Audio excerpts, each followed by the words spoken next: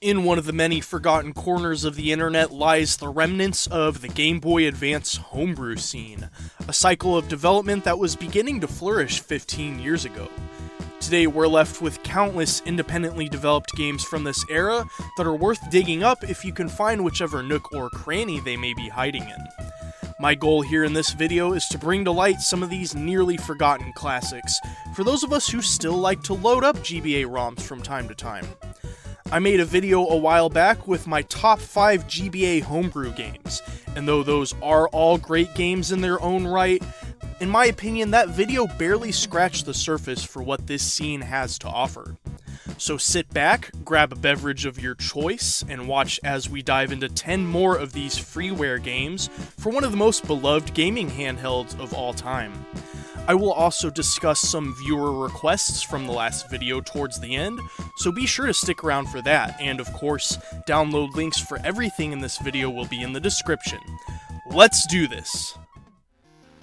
Vulcan On is a bullet hell-styled vertical shooter with simplified graphics, likely to ensure that the GBA hardware can support many entities on screen at once. For most people, shoot-em-ups are a love it or hate it kind of genre, and though personally I did not grow up playing these, I have come to appreciate a good vertical shooter here and there. If you'd rather be playing something like Ikaruga than say the 1940 series, then Vulcan On should definitely be your game of choice in comparison to Super Wings, which I recommended in the last GBA Homebrew video. This game comes with 4 levels and a replay system that allows you to play back your high score playthroughs. I think just by seeing the gameplay on screen you can probably tell whether or not this is your kind of game, so if it does interest you I definitely recommend checking it out, as it's likely the best bullet hell experience that you're going to find on the GBA.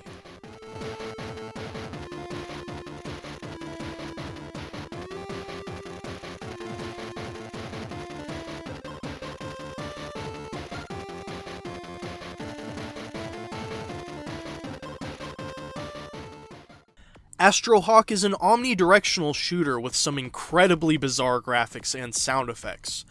Though apparently considered a demo, this game still contains plenty of content for a homebrew game. Each level will contain a different objective for you to accomplish before your health meter is depleted. You're punished for flying too slow as you'll become an easy target, but flying too fast through the playfield can result in a few too many collisions for your health bar to endure. So finding that middle ground in your playstyle is key to surviving each round. Again, this may not be your kind of game, but the quality of development here cannot be denied, from the music and graphics to the silky smooth performance. So check it out if it looks like a good time waster for you.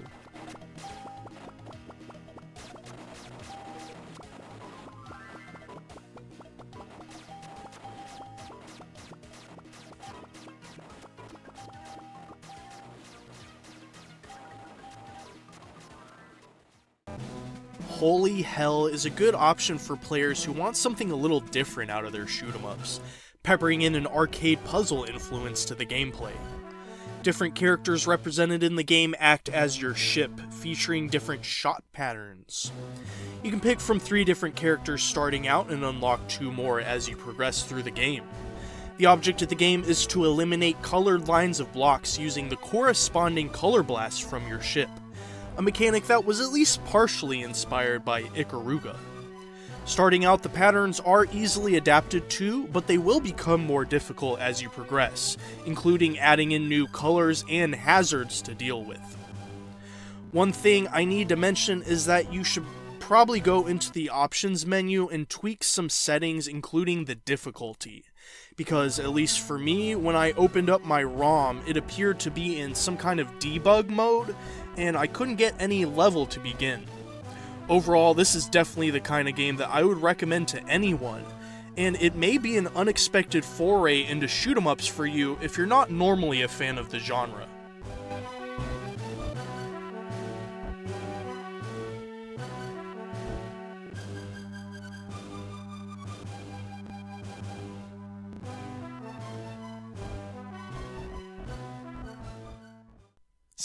Chiu is a straightforward platformer with great physics compared to some of its other homebrew contemporaries. The visuals aren't necessarily the greatest, but there are some cute character designs here, and besides, aren't platformers all about the gameplay anyways? If you're looking for a challenging platformer that forces you to learn level layouts and punishes you for less than stellar play, this one should be right up your alley. This game was developed by Jagos for the GBA competition in 2003, one of the earliest Game Boy Advance coding competitions ever. For its age, Simon Chiu is a very competent and well-rounded platformer, and though I admittedly don't have the most patience for it, others who are more determined than me may derive some enjoyment here.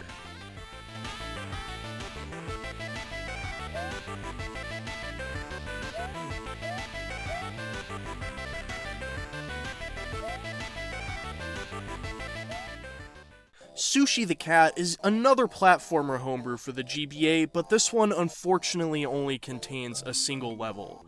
What you do get in this level is enough for me to recommend though, featuring solid animation, an appealing graphical style, tight jumping mechanics, and a boss battle to tie things well up at the end. You can play as two different cats, but to me there aren't really any noticeable differences between either one's playstyle. This homebrew game won the 2003 GBA Dev.org competition that I mentioned earlier, and despite its unfortunate length, it should not be difficult to see why this one stands out from the early homebrew titles on the system.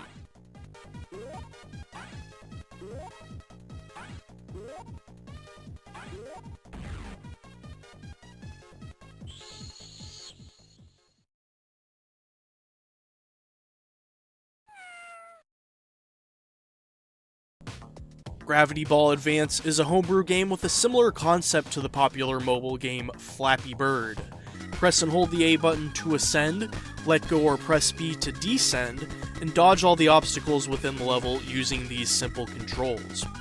There are 9 total levels, each with different kinds of obstacles that mix up the gameplay, and every 3 levels there is a boss section to complete as well. This homebrew game was developed by Paul Hank, and according to a forum post of his on CastlevaniaDungeon.net from 2008, this game was developed as part of a senior class project. Well, I certainly hope he got a good grade because I think he's made an excellent casual time waster that's still worth playing today.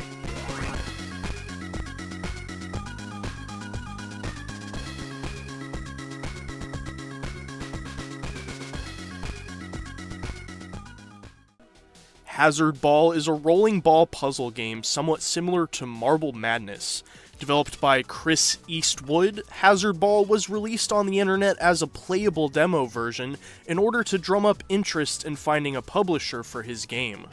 It's not clear if this ever came to pass, and unfortunately we're just left with what appears to be a 1-level demo of his supposedly 100-level game. There are at least a couple other game modes in addition to this 1-level adventure mode, with puzzle mode providing several shorter levels to complete, as well as tilt and roll mode being developed for this incredibly niche piece of expansion hardware for the Game Boy Advance, that being the GBA accelerometer. This is a device that plugs into the link port of a standard Game Boy Advance and acts as a 3D motion sensor similar to the gyroscope that you would find in a 3DS today. You apparently can still purchase these accelerometers online, but they're only compatible with a handful of GBA homebrew games, so you might want to consider that before buying. Regardless if you have the add-on or not, Hazard Ball is a professional quality puzzle game that any GBA homebrew enthusiast should have in their collection. And if anyone is able to dig up this 100 level version of the game, please let us know in the comments.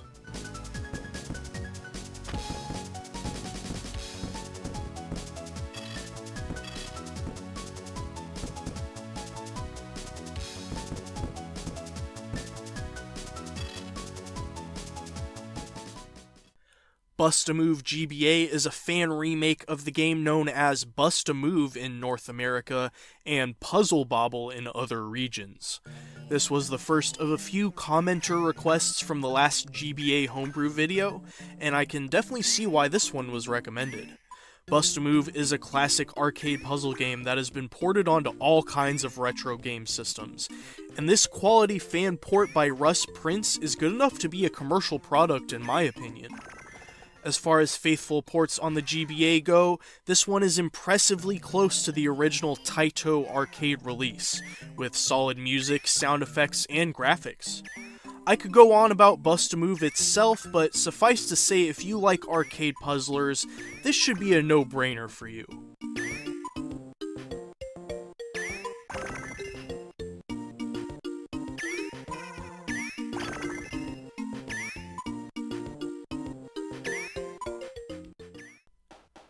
Sonic the Hedgehog GBA is a homebrew port of the first few levels from the original Sonic the Hedgehog on Genesis, and is another viewer request, thank you.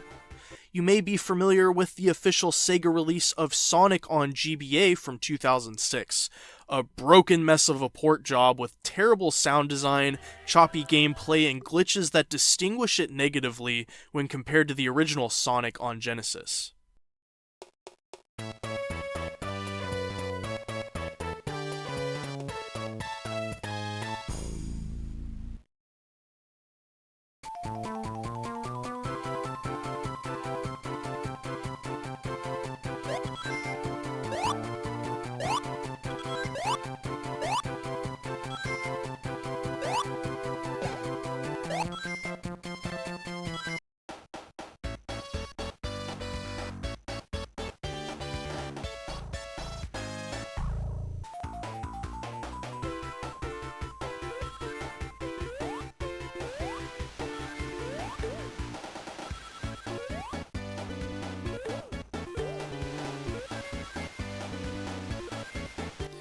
This homebrew port of Sonic was created by Stealth, a noteworthy Sonic superfan whose development expertise spans Sonic ROM hacks to commercial games, including contributions on the recent Sonic Mania. This homebrew port acts as a proof of concept that a gameplay experience closer to the original Sonic was indeed possible on the GBA. And it's too bad that it was never finished, because it completely blows Sega's offering out of the water.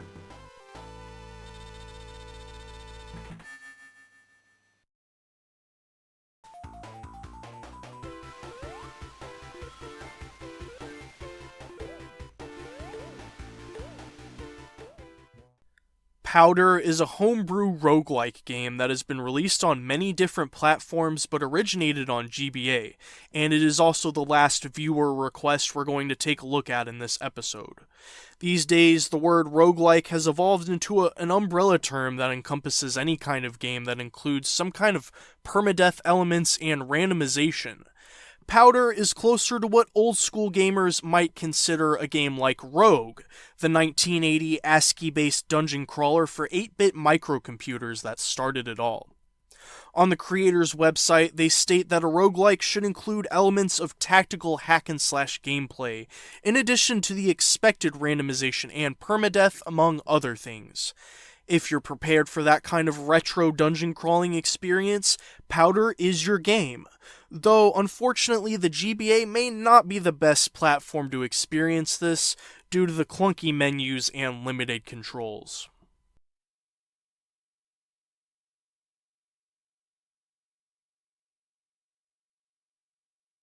Thanks very much for watching, and I hope you enjoyed this expanded list of GBA homebrew games.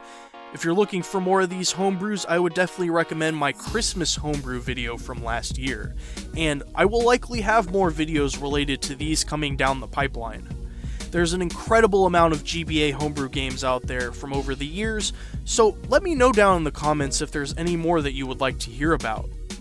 Be sure to leave a like if you enjoyed this video, and consider subscribing if you're new around here.